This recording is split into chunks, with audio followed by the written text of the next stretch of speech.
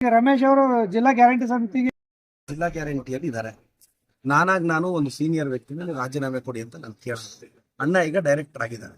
ಅವ್ರು ಅದರಲ್ಲೇ ಮುಂದುವರೆದು ಅದು ಮಾಡ್ತೀನಿ ಅಂದ್ರೆ ನಂದು ವೈಯಕ್ತಿಕವಾಗಿ ಅಭ್ಯಂತರ ಇಲ್ಲ. ಮತ್ತೆ ಯಾರಿಗೂ ಅವಕಾಶ ಮಾಡ್ಕೊಳ್ಳೋಣ ಶಾಸಕರೇ ಅಂತ ಅವ್ರೇನಾದ್ರು ವಾಲಂಟ್ರಿ ಹಾಕೊಂಡ್ರೆ ಮತ್ತಿನ್ಯಾರಿಗಾದ್ರೂ ಅವಕಾಶ ಮಾಡ್ಬೋದು.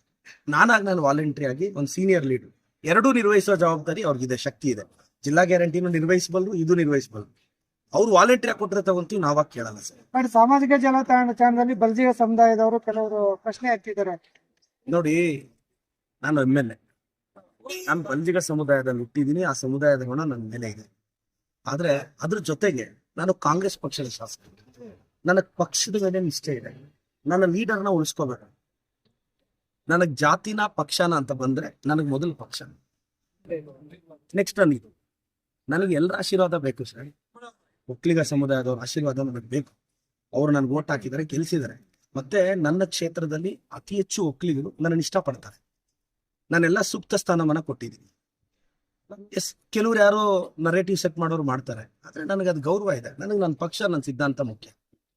ನಾನು ಎಲ್ಲ ಬಲ್ಜಿಗರಿಗೆ ಹೇಳೋದಿಷ್ಟೇ, ನಿಮ್ ಬಲ್ಜಿಗರ ಹುಡುಗನ MLA ಆಗಿದ್ದೀನಲ್ಲ, ಇನ್ನೇನಕ್ಕೆ ಬೇಕು ನಿಮ್ಗೆ ಬೇರೆ ಪೋಸ್ಟ್? ನಾನು ಇದೀನಲ್ಲ ನಿಮ್ ಕೆಲಸ ಮಾಡ್ಕೊಳಕ್ಕೆ. ಈಗ ಎಲ್ಲ ಸಮುದಾಯದನ್ನು ಜೊತೆಯಲ್ಲಿ ಕರ್ಕೊಂಡು ಹೋಗ್ಬೇಕು ನಾವು. SC ST ಕುರುಬ ಸಮುದಾಯ, ಒಕ್ಕಲಿಗ ಸಮುದಾಯದವರಿಗೆ ಸೂಕ್ತ ಸ್ಥಾನಮಾನ ಕೊಡ್ಬೇಕು. ಎಲ್ಲಾ ಸಮುದಾಯದವರು ಸೇರಿ ಬಲ್ಜಿಗರ ಹುಡುಗನ MLA ಮಾಡಿದಾರಲ್ಲ, ಇದಕ್ಕಿಂತ ದೊಡ್ಡ ಸೌಭಾಗ್ಯ ಏನಿದೆ? ನಾನು ಎಲ್ಲರಿಗೂ ಹೇಳ್ತೀನಿ, ನಾನು ಮತ್ತೊಮ್ಮೆ ನನ್ನ ಕ್ಷೇತ್ರದ ಒಕ್ಕಲಿಗ ಸಮುದಾಯದವ್ರಿಗೂ ಹೇಳ್ತೀನಿ, ಸರ್, ನಾನು ಮೊನ್ನೇನೋ ಕುಮಾರಣ್ಣನ ಬೈದೆ ಅಂತ ತಾವು ಬೇಜಾರಾಗಿರ್ಬೋದು. ಸರ್, ನಾನು ಒಕ್ಕಲಿಗರ ನಾಯಕ DK ಶಿವಕುಮಾರ್ ಸಾಹೇಬ್ರ ಪರ ನಿಂತಿರೋ ವ್ಯಕ್ತಿ. DK ಶಿವಕುಮಾರ್ ಅವರು ಮುಖ್ಯಮಂತ್ರಿ ಆಗ್ಲಿ ಅಂತ ಬಯಸಿರೋ ವ್ಯಕ್ತಿ. ನಾನು ಅವ್ರ ಪರವಾಗಿ ಡಿಫೆಂಡ್ ಮಾಡ್ಕೊಳ್ಳುವಾಗ ಕುಮಾರಣ್ಣನ ಮಾತಾಡ್ಬೇಕಾದ ಪರಿಸ್ಥಿತಿ ನಿರ್ಮಾಣ ಆಗಿದೆ. ನಾನು ಸಮರ್ಥಿಸ್ಕೊಳ್ತಾ ಇರೋದು ಒಕ್ಕಲಿಗರ ಮುಖ್ಯಮಂತ್ರಿನ. ಇಲ್ಲಿ ಕುಮಾರಣ್ಣ ನಮ್ದು ಐಡಿಯಾಲಜಿಕಲ್ ಡಿಫರೆನ್ಸ್ ಬಿಟ್ರೆ ಮತ್ತೇನೂ ಇಲ್ಲ. ನನಗೆ ಒಕ್ಕಲಿಗರ ಆಶೀರ್ವಾದ ಇದೆ. ರಾಜ್ಯಾದ್ಯಂತ ಇರೋ ಒಕ್ಕಲಿಗರು ನನಗೆ ಆಶೀರ್ವಾದ ಮಾಡ್ತಾರೆ. ನನಗೆ ಅವ್ರ ಸಹಕಾರ ಬೇಕು. ಅವ್ರ ಆಶೀರ್ವಾದದಿಂದಲೇ ನಾನು ರಾಜಕಾರಣ ಮಾಡಕ್ ಸಾಧ್ಯ. ಎಲ್ಲಾ ಒಕ್ಕಲಿಗರು ನನ್ನನ್ನು ಆಶೀರ್ವದಿಸ್ತಾರೆ ಅಂತ ಭರವಸೆ ಇದೆ. ಅವ್ರ ಆಶೀರ್ವಾದ ಬೇಕು. ಇವತ್ತು ಒಕ್ಕಲಿಗರ ಸಂಘದ ಡೈರೆಕ್ಟರ್ ಆಗಿದ್ರಣ್ಣ, ಈಗ ಅವ್ರನ್ನ ನಾಮಿನಿ ಮಾಡಿದ್ದೀನಿ. ನಮ್ಗೇನಾದ್ರು ಜಾತಿ ವ್ಯಾಮೋಹ ಇದ್ದಿದ್ರೆ ನಮ್ ಸಮುದಾಯದ ವ್ಯಕ್ತಿನ ಏನಕ್ಕೆ ತೆಗಿತಿದ್ದೆ? ನೀವ್ ಯೋಚನೆ ಮಾಡಿ. ಸರಿಗೆ ಅವ್ರನ್ನ ತೆಗಿಯೋದಕ್ಕೆ ಏನ್ ಕಾರಣ? ಸರ್, ತೆಗಿಯೋದಂತೇನಿಲ್ಲ, ನಾವು ಇವ್ರನ್ನ ಮಾಡ್ಬೇಕು ಅಂತಾನೆ ಇದ್ದಿದ್ದು. ಆದ್ರೆ ಸ್ವಲ್ಪ ಕಮ್ಯುನಿಕೇಶನ್ ಗ್ಯಾಪ್ ಇಂದ ಅವ್ರಾದ್ರು. ಮತ್ತೆ ಈಗೆಲ್ಲ ಮನವರಿಕೆ ಮಾಡ್ಕೊಟ್ಟಿದ್ದೀವಿ. ನಾವಿಲ್ಲಿ ಯಾರನ್ನೂ ಬ್ಲೇಮ್ ಮಾಡಲ್ಲ.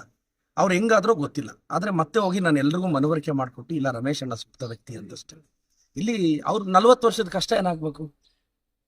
ಇಲ್ಲಿ JDS BJP ಎಲ್ಲಾ ಪಾರ್ಟಿ ಚೇಂಜ್ ಮಾಡಿದವ್ರಿಗೆ ನಾವು ತಂದಲ್ಲಿ ಕೂರಿಸ್ಬಿಟ್ರೆ ಪಕ್ಷ ನಿಷ್ಠೆ ಎಲ್ಲೋಯ್ತು? ಆ ಕಾರಣಕ್ಕೆ ಕೊಟ್ಟಿದ್ದೀವಿ. ದಯವಿಟ್ಟು ಇಲ್ಲಿ ದಯವಿಟ್ಟು ಜಾತಿ ಬಣ್ಣ ಬೇಡ. ರಮೇಶ್ ಅಣ್ಣ ಪಕ್ಷದ ಕಟ್ಟಾಡು, ಅದಕ್ಕೆ ಗೌರವ ಕೊಟ್ಟಿದ್ದೀವಿ. MC ಸುಧಾಕರ್ ಅವ್ರನ್ನ ಮಾಡ್ಸಿದ್ರು ಅನ್ನೋ ಕಾರಣಕ್ಕೆ ತೆಗೆದಿದ್ದ. ಇಲ್ಲ, ನನಗೆ MC ಸುಧಾಕರ್ ಸಾಹೇಬರು ರಾಜಕೀಯ ಗುರುಗಳು ಸರ್. ಅವ್ರನ್ನ ಬಿಟ್ಟು, ಅವ್ರ ಕುಟುಂಬ ಅಂದ್ಬಿಟ್ಟು ರಾಜಕೀಯ ಮಾಡೋದಿಲ್ಲ ನನಗಿಲ್ಲ. ನಾನು MC ಸುಧಾಕರ್ ಸಾಹೇಬ್ರ ಆಶೀರ್ವಾದದಿಂದನೇ ರಾಜಕಾರಣ ಮಾಡೋದು. ಎಸ್, ಚಿಕ್ಕ ಪುಟ್ಟ ಭಿನ್ನಾಭಿಪ್ರಾಯಗಳಿದೆ, ಇಲ್ಲ ಅನ್ನಲ್ಲ, ಅದನ್ನ ಸರಿ ಮಾಡ್ಕೊಂತೀನಿ. ನಾನು ಚಿಕ್ಕ ಹುಡುಗ. MC ಸಾಹೇಬ್ರಿಗೆ ಏನಾದ್ರು ಬೇಜಾರಾಗಿದ್ರೆ ನಾನೇ ಸಾರಿ ಕೇಳ್ತೀನಿ. ನನ್ನ ಗುರುಗಳು ನನ್ನನ್ನು ರಾಜಕಾರಣಕ್ಕೆ ತಂದಿದ್ರು. ನನ್ನಿಂದ ಚಿಕ್ಕ ಪುಟ್ಟ ಕ್ಷಮೆ ಆಗಿದ್ರೆ ಹೋಗ್ತೀನಿ, ಸರ್ ಸಾರಿ ಸರ್, ನನ್ನಿಂದ ತಪ್ಪಾಗಿದ್ರೆ ಅಂತ MC ಸಾಹೇಬ್ರಿಗೆ ಹೇಳ್ತೀನಿ. ನನಗೆ ಅವ್ರ ಆಶೀರ್ವಾದ ಬೇಕು. ನನಗೆ ಅವ್ರು ಹೇಳಿದಾರೆ, ನಿನ್ನೆ ಇಲ್ಲ ಮೊನ್ನೆ ಮಾತಾಡಿದ್ದೀನಿ, ಸರ್ ನಿಮ್ ಬ್ಲೆಸ್ಸಿಂಗ್ಸ್ ಇಲ್ಲದೆ ನಾನು ಚಿಕ್ಕಬಳ್ಳಾಪುರದಲ್ಲಿ ರಾಜಕಾರಣ ಮಾಡೋಕ್ಕಾಗಲ್ಲ. MC ಸುಧಾಕರ್ ಅವ್ರ ಆಶೀರ್ವಾದ ನನಗಿದೆ. ಅವ್ರು ನನಗೆ ಹೇಳಿದ್ರು, ಪ್ರದೀಪ್, ನಾನು ಏನ್ ತೀರ್ಮಾನ ತಗೊಂಡು ನೀನ್ ನೆಕ್ಸ್ಟ್ ಟೈಮ್ ಗೆಲ್ಬೇಕು. ಅವ್ರು ಅದೇ ಹೇಳಿದ್ ನನಗೆ ಅಸೆಂಬ್ಲಿ, ನೀನ್ 28 ಗೆದ್ದು ಬರಬೇಕು, ನಿನ್ನನ್ನು ತಂದು ಗೆಲ್ಲಿಸಿದವ್ ನಾನು. ಎಸ್ ಸರ್ ಅಂತ ಹೇಳಿ ನನ್ಗೆ ಎಲ್ಲರ ಆಶೀರ್ವಾದ ಇದೆ. MC ಸಾಹೇಬ್ರು, ನಮ್ಮ ಬೆಳವಳ್ಳಿ ರಮೇಶ್ ಅಣ್ಣ, ಆಂಜನಪ್ಪಣ್ಣ, ಇವ್ರ ಆಶೀರ್ವಾದದಿಂದನೇ ನಾನು ರಾಜಕಾರಣ ಮಾಡೋದು. Thank you.